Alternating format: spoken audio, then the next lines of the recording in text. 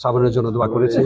তার পাশাপাশি যারা স্বাধীনতায় প্রাণ দিয়েছেন ওনাদের জন্য এবং মহান স্বাধীনতার ঘোষক শহীদ রাষ্ট্রপতি জিয়াউর রহমান দোয়া করেছি আমরা, এবং যারা 5ই আগস্টে প্রাণ হারিয়েছে তাদের জন্য দোয়া করেছি। এছাড়া গত 17 বছরে যারা গুম, হত্যা এবং বিভিন্ন জায়গায় নির্যাতিত হয়েছে ওনার জন্য দোয়া করেছি। সর্বোপরি আমাদের দেশনেত্রী বেগম খালেদা জিয়ার জন্য আমরা দোয়া করেছি। আল্লাহ যেন ওনাকে সুস্থ রাখেন, এবং আমাদের নেতা, আমাদের পার্টির ভারপ্রাপ্ত চেয়ারম্যান জনাব তারেক রহমানকে দোয়া করেছি উনি যেন অতি তাড়াতাড়ি দেশে এসে দেশে যে অবস্থা এটা যেন হাল ধরতে পারেন। কারণ আপনারা নিজেরা জানেন এই দেশের অবস্থা খুবই খারাপের দিকে যাচ্ছে ডে বাই ডে।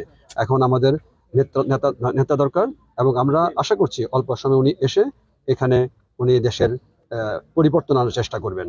এছাড়া আমি শ্রাবণের বাবার সাথে কথা বলেছি, তো উনি যেটা বললেন যে আসলে অনেকে এখানে আসে আমাদেরকে কিছু সহযোগিতা করে যায়, এটা এরপরে আমাদের আর কিছু করার থাকে না। ওনার 2টা মেয়ে, একটা ছেলে ছিল, খুবই স্বাভাবিক।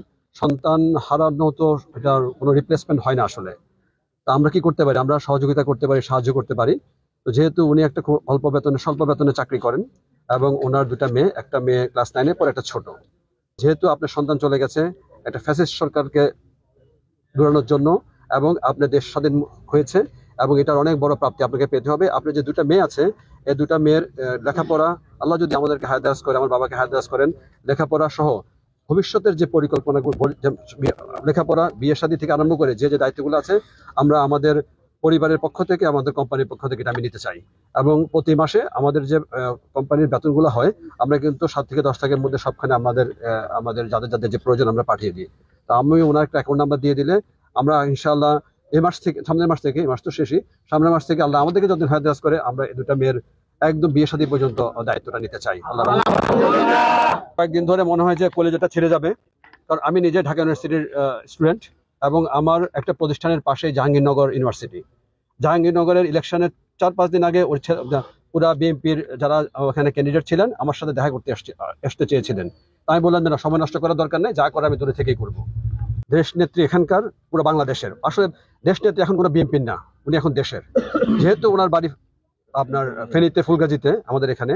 তা আমার বাবার সাথে ওনার একটা, আপনারা জানেন আমার বাবা, উনি একদম 78 সাল থেকে আমার বাবার সাথে উনি বিএনপির প্রতিষ্ঠাতার একজন।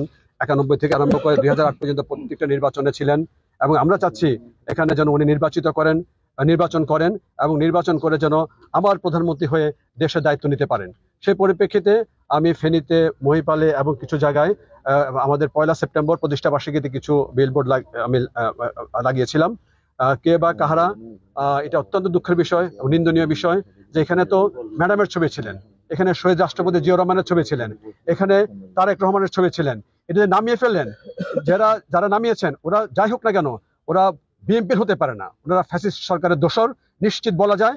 এবং ফেনী একটা ছোট শহর, আমি এই শহরে আপনারা হয়তো জানেন কিনা, স্কুল পড়েছি, কলেজ পড়ালেখা করে তারপর আমি ঢাকাতে গিয়েছি।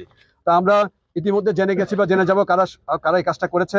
এটা নিন্দনীয়, এটা কোনোভাবে গ্রহণযোগ্য না, এবং এটার আমার মনে হয় যথাসময়ে এটার আপনারা উপযুক্ত আনসার পাবেন।